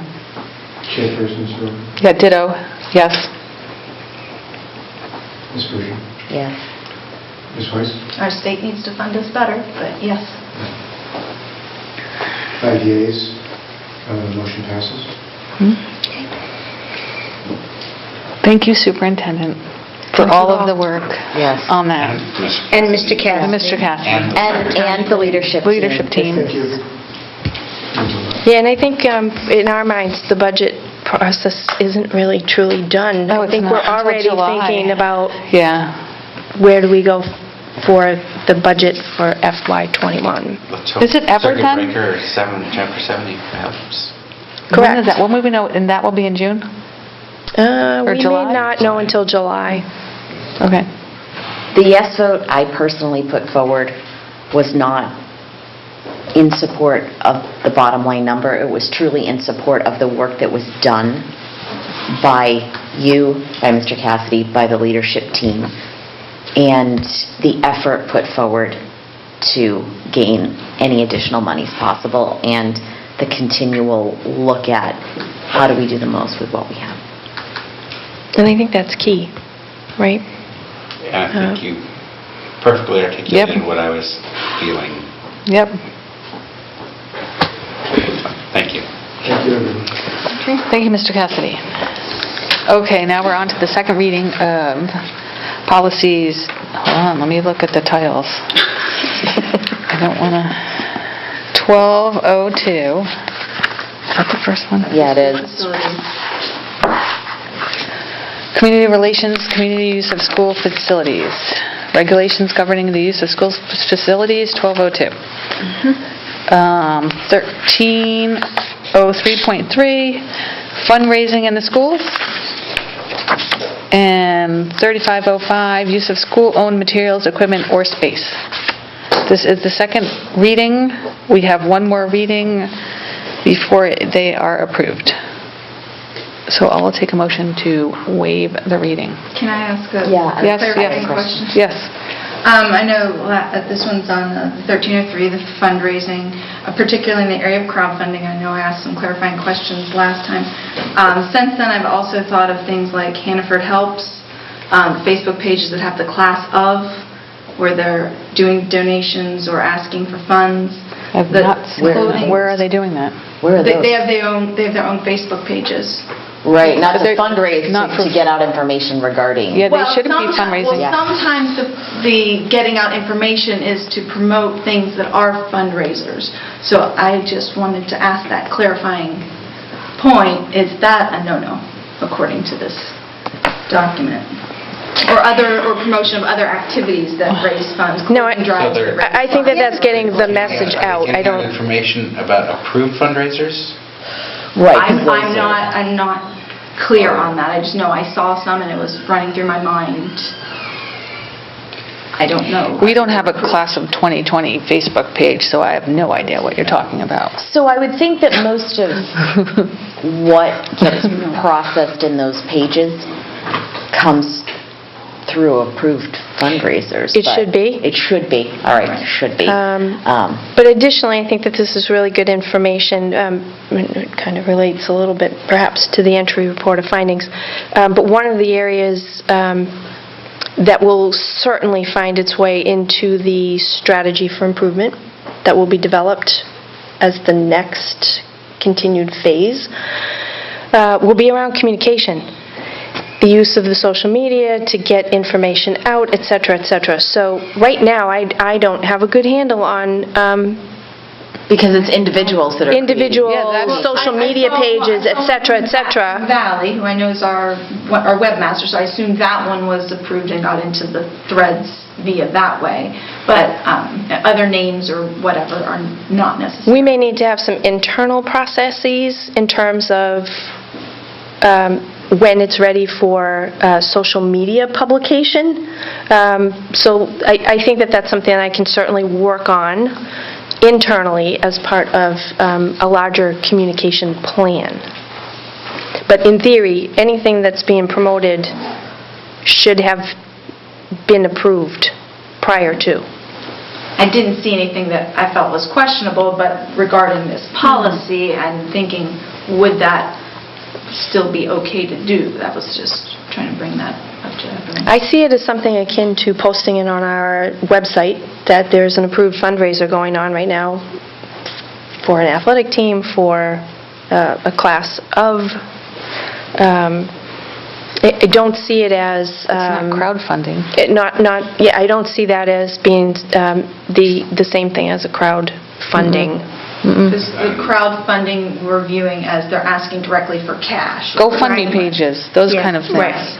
If they're using it to ask for, I was just trying to get clarification. If they're using it to ask for money, straight up money, that's definitely crowdfunding. But if they're using it to get a donation, which and then would turn into money for them. But there are also venues that they would be seeking those donations through, whether it's that donate to a classroom type of a page or a donate, right?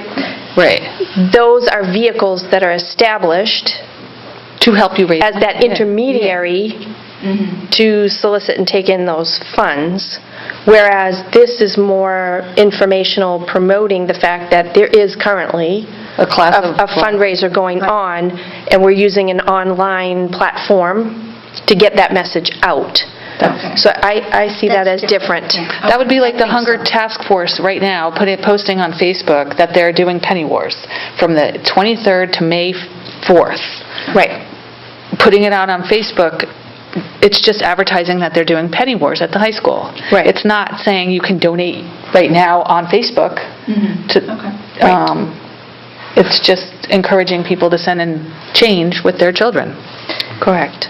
Hopefully no one is adminning any sort of social media page where they're saying, hey, help Jane Doe go to college. Donate some money to her. Right. I hope not. They can do that on their own Facebook page. That's a personal Facebook page. Yeah, that's what personal Facebook pages are. Yeah. Okay. So I move to waive second reading for 1202, regulations concerning use of school facilities, 1303, fundraising in the schools, and 3505, use of school-owned materials, equipment, or space. I'll second. all in favor? Aye. Okay. We already heard from our student council president, and so now Superintendent, your entry report of findings. Correct, and this is just on as a follow-up, as, you know, the request was made following the presentation, just to allow for more time to more deeply read the report and think about it, and this is really an opportunity for any follow-up conversation.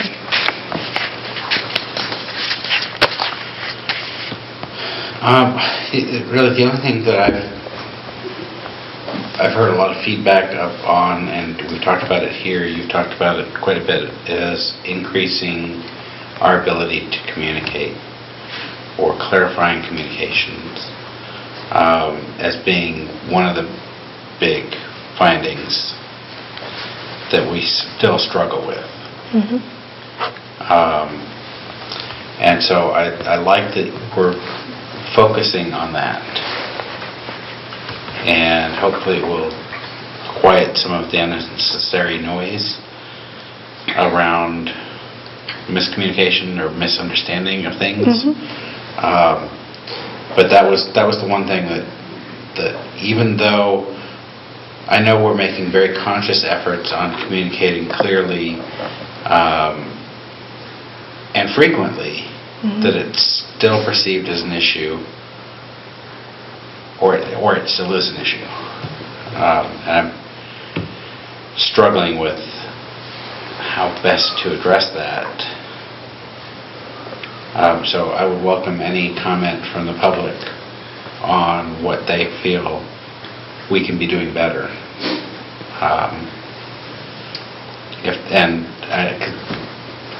I know that we're getting people on multiple venues, multiple avenues of communication, and it's just not sticking. I don't know. Never enough, or never. It's never, Never clear enough. I know you can't please everybody all the time, and you can't please anybody any of the time. But, I mean, we should be able to have some sense that we are communicating and that the information is out there. It's just maybe people don't know where to look. Maybe they're not checking their emails frequently, or they're just deleting them. I don't know what's going on. But it still seems to... Do we have to look in new avenues aside from email? Because that's always one good source and a solid source.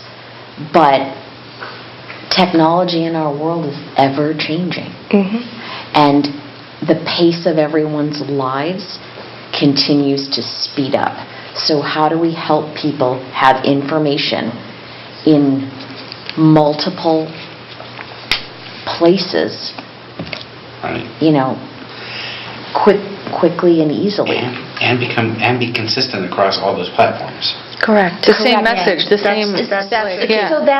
So that's where The website, the Facebook, the SMS text, the remind messages. But the Facebook page is just a Lunenburg Schools in general, okay? And maybe if we broadened that and had, because our website has a link for each school, there may be a Facebook page for each school, and then the principal emails that go out could be posted right on the Facebook page, and maybe more people would actually read it if it was on the Facebook as opposed to their email, right? Is that right? Or even tweeting. So this is where... When we're going to come to public comment, and then absolutely, okay? So this is where the notion of a communication plan being developed is really important. Finding the right technology, the right social media outlets that are being used by different folks. Some people love Twitter, some people live by Facebook. We have to push little bits of information out to wherever people prefer to be received. It's not unlike being a teacher in the classroom. You have to design your instruction in a way that students who prefer to learn auditorially receive it, those who prefer visual, those who prefer tactile. You have to take a multi-pronged approach. So we need to evolve in the way we communicate, and that doesn't mean we stop doing emails or stop posting on our website, but we find other ways to get the same message out in multiple venues simultaneously. So knowing this is part of what I'm thinking, and the communication of information out is just one component of what would be a broader communication plan. But anticipating that this is going to be a significant piece of it, one of the master teacher projects for next year will be to assist the leadership team with vetting, training in the use of different media outlets, and helping us coordinate what kinds of information is best suited for what types of locations. As an example, the district does have a YouTube channel. The Turkey Hill Elementary School is making good use of the YouTube channel. Not all schools are making good use of that channel. But if we have a coordinated communication plan, and the expectations are outlined as to what is expected of all schools in terms of how they use the different tools that are available to us to communicate out and to receive information back in, is going to be really, really important, I think, moving forward. So while I haven't fully flushed out the details of what that one little piece of the strategy for improvement will be, I'm already thinking about it, and I'm already laying a framework so that we have the right kinds of expertise assisting with development and execution of that kind of a plan. And I'm sure that we have some parents out there that have expertise in communications as well. And I would love to be able to hear from them.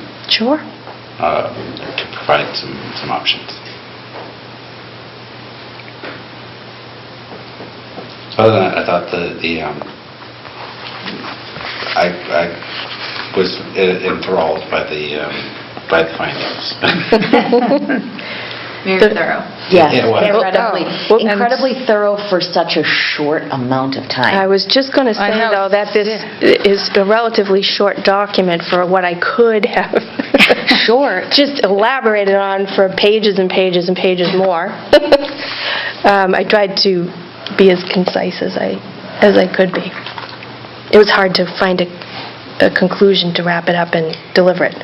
And that is also, again, on the website. Yes. It's on the website. Yes. So people can find it and look at it. Yes, so thank you for adding that again and giving us some time to digest that. Okay, now we're on to second public comment. So, do you want to come up, Terry? No, I don't. You guys covered it. That's all. Oh, we're good? Okay. All right, just checking. Does anybody else have any public comment? No? Okay. Now we on to reports and charter review. Jim? I thought we were meeting 2 weeks ago. So did I.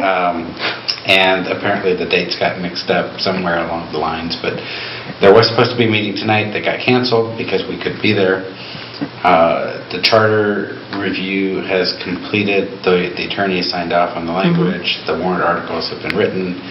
Town meeting is on Saturday the 4th. Yep, next Saturday. Of May. Yep. Starting at 9 a.m.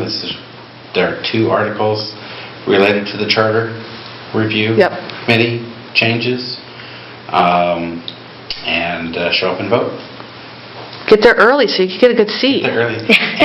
And you can bring the sandwiches because it might be a long day. No, they're going to be selling them down in the cab. They're doing breakfast and lunch. In the cafeteria here. Yes, and childcare will be available. Details will be coming, but we do have some student volunteers who will be supervised by adults. PTO's been helping us to recruit some additional adults for the childcare. So. Excellent. Athletic advisory. Athletic advisory will be meeting on the 1st, which I believe is the first Tuesday. The 30th? Or June 1st? Next week. May 1st is Wednesday. May 1st is Wednesday. That's us. Oh, so the 7th. So then the 7th. Whatever that first Tuesday is, I'm sorry.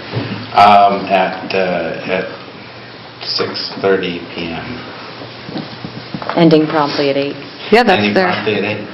Thank you. What are you tackling? Do you have an agenda? I don't have an agenda Okay. established at this time. Okay. I will be reaching out to Mr. Bunnell and see if he has anything to add. Okay.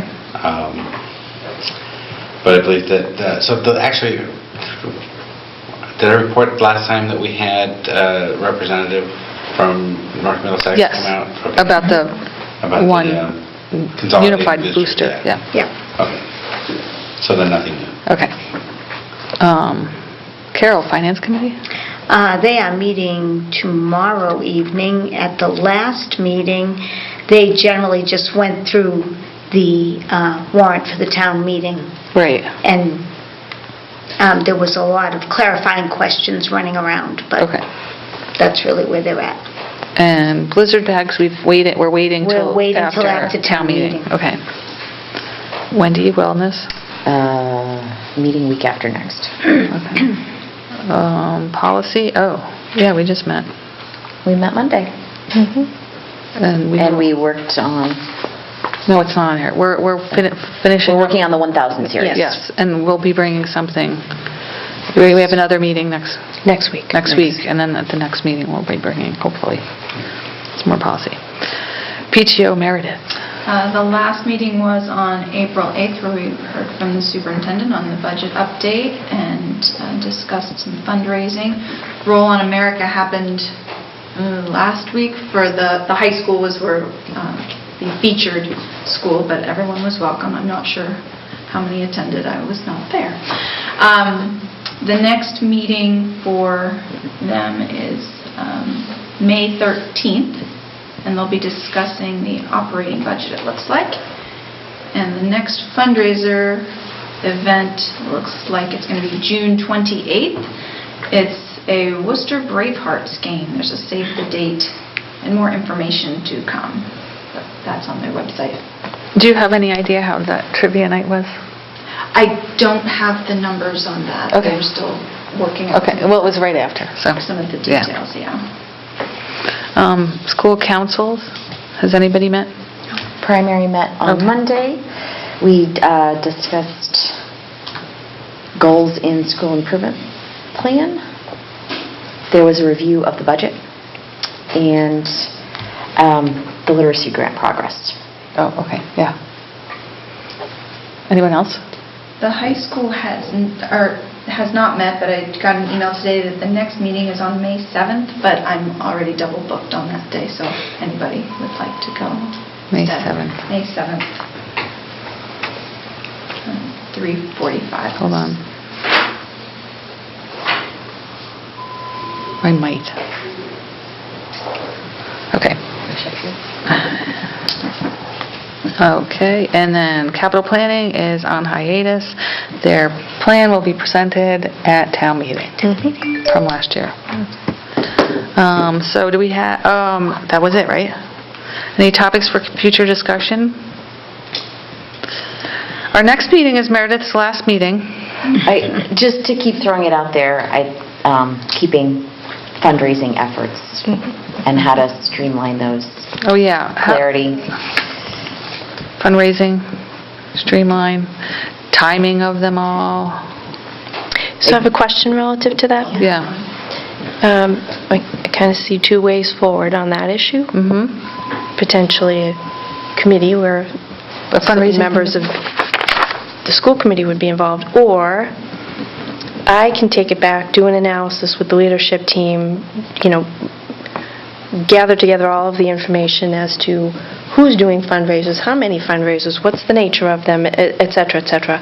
I know that I can tell you that there's been a lot of conversation already between myself, Mr. Cassidy, particularly Mr. McGrath, at the high school, because there are so many organizations that do the fundraising, the different classes, et cetera. So I can approach it that way and come back to all of you with a recommendation as to criteria, guidelines, to kind of narrow the sheer volume of fundraising efforts throughout the year. Personally, I like that idea because, having those that are, with it day to day, analyzing it, to me makes the most sense. Is Mr. McGrath aware of all the fundraisers that the athletic advisory approves? I'm not sure that he is. So part of the recommendation, I would think, would be some internal mechanism that would be set up, like an internal control of sorts, whereby following a meeting where athletic fundraisers are approved, there would be an automatic requirement for the athletic director to follow up and notify myself and Mr. Cassidy and the high school principal the scope of the fundraisers, who would be doing them, the timeline, et cetera. Just so that if we have other requests coming forward, we're not going ahead and approving things that are now going to be in competition with fundraisers that are out there already approved, as much as we can to stagger them. So Like that- a nice little calendar. Exactly. Spreadsheet. Exactly. And So you could just look at it. And to make recommendations. Color-coded. Are all of them legal? Correct. There's big question marks around some of that. But we've also had conversation, it comes back, a lot of what I'm uncovering through the course of the year has to do with processes, procedures, internal controls, that kind of a thing. There's been a lot of conversation, this being one of them. The fundraising request or approval form, as it exists currently, provides about this much space for an explanation of what this fundraiser entails. Whereas, really, the students should be doing a full analysis of what do they have to put out up front for funds, what do they expect to bring in terms of the revenue from the sale, exactly who will benefit. Oftentimes, there are fundraisers where a portion goes to the class and a portion goes to, let's say, the Lions Club. Okay, what's the portion? I think that folks who are supporting a fundraiser should know And exactly. that's part of the concern, I Correct. think, that's out there is that, people say, I'm representing X group and we're fundraising, and the perception is that somehow it's because that group has a need for something, and if that group is turning around and donating it somewhere else, Correct. It's not transparent what we're doing with that money. Correct. So, But a fundraiser like the electronics recycling is a huge asset, really.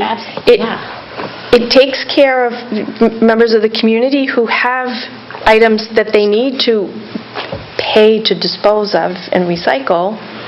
And if they're going to put that money forward and it then can potentially benefit one of the classes as a fundraiser, it's great for the earth that we're recycling these materials. It's great for the members of the community because it's a service that they can take advantage of. And it's great because it generates some revenue for the students. Do we have one of those coming up? Mm-hmm. yes, we do. There's actually a sandwich board, I think, at the center of town. Yeah. I saw the sandwich board and I thought, oh, this is great, I have something to recycle. Mm-hmm. Mr. Cohen. Well, I have to write that because, So I mean, probably could have made that announcement. an effort like that, I think, is a win for so many, Isn't that right? town meeting? Town meeting is one of the days, yeah. Yes. So, Be there anyway. People are out and that's about right. already. Come on by, drop off on the driveway, and Or if you forget, you'll be reminded at town meeting and you bring it by the next day. That's right. And relative to that, is there a list of approved things that can be dropped off? There should be electronics. Yeah, there should be something. Yeah, there should. Basically. Is it? Pretty much. Old microwave? Oh, I would think, Oh, I cannot wait. Mr. Launder is nodding in approval. Yes. Is that list online? Let me check, and if it's Because not, that let me should be get it online. We online. need to have that online. Or And email it. whose fundraiser is that? I'm sorry? Whose fundraiser is that? 2021. Actually, it might be something that I could share with the town manager and ask her to push out townwide. Yes, she should. Yes. Everybody in town should know that's an available option for them. Especially on Town meeting day. Yeah. Absolutely. See, communication plan. My first thing Yeah, to listen. and like the amount per item is $5 to $20, but it's donation and it depends on the item, a larger item. Right. Anything else for future discussion? We'll have to put the blizzard bags back in at some point. Yeah, just not the But next not one. the next one. No. And to reach out to... Well, they're always on there. This is true. They're not going away. Just to keep it rolling in our thoughts, reaching out to the selectmen regarding Another another workshop with Another them. workshop Right. with them. But to just, talk I about want to keep it on our finances, topics for discussion so it stays, So we don't Okay. forget. yeah. As long as we have a topic to work through, yeah. No point in meeting just to meet. No, No, but we're talking about an effort to Collaborate. Collaborate. And if, looking at the budget, We have 2 new people we have to meet and greet. And get their... We'll have another new person Yeah. for them to So- meet and greet. Yep. Or two. Or two. Yeah, We have 2 seats opening. I know. well, and to perhaps begin to outline how we can support each other. We came to ideas of, it would be great to work together at our last workshop, but that's where it ended. How do we take those next steps? But one of their big things with working with us was our contract negotiations. Okay, that was their hot topic. It was having someone assist us in our contract negotiations, and that's when we talked about having the town manager at the contract negotiations. That was the goal of that meeting for them. Well, it sounds like now we for have us, a goal. though, we have A different goal. Well, our goal is now They'd like to different. be involved in the conversations that we're having then, Right. and at least invite. And Right. that would be- And you were saying something about next meeting. Yes, Meredith's last meeting is next Wednesday. Yeah, Yeah. gotta move on and do some other things. So, Oh, I didn't know if you had more to add. no, I'm just reminding everyone. That's next week. Yes. Yes. Somebody should bring cookies. Yep. Oh, yes, somebody should bring cookies. I believe that might be Eliza's last meeting. Could be. Could be. Yeah, because she said the next meeting, they're When you'd done mentioned with the school. 22nd. Yeah, officially. and just so that you know, I also did reach out to Mr. McGrath relative to Eliza's replacement. Okay. So I don't have a name for you yet, but... Okay. All right, so I'll take a motion. Motion to adjourn at 9:11 PM. All in Second. favor? Second. Oh, that's a second. I knew that. I'm such in a risk. All in favor? Aye. Aye. Okay, thanks. Thank you. Thank you.